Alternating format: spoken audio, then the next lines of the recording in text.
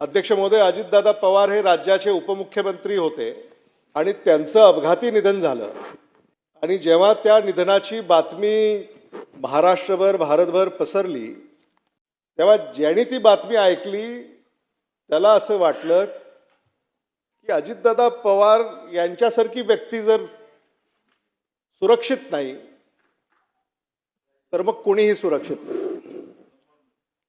अध्यक्ष महोदय, महाराष्ट्र सरकारमध्ये उपमुख्यमंत्री म्हणून ते कार्यरत होते आणि मग त्यांच्या सुरक्षेची जबाबदारी नेमकी कोणाची होती?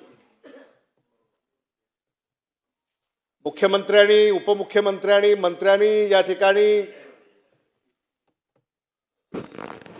महाराष्ट्रासमोर त्यांनी आपलं मनोगत व्यक्त केलं, त्यांनी माहिती दिली,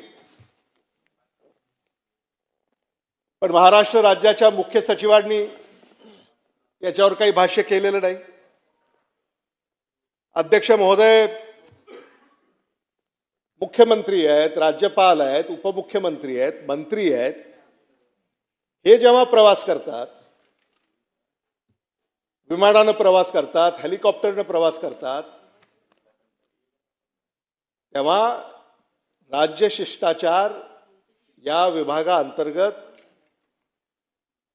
त्याच्यामध्ये काही नियम आहेत। राज्य शिष्टाचार विभागाच्या सचिवांना सुद्धा या संदर्भामध्ये काही भाष्य केलं नाही।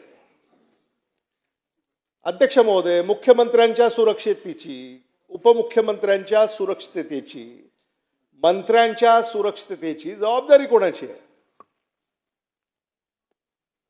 ही जबाबदारी गृह खात्याची आहे का?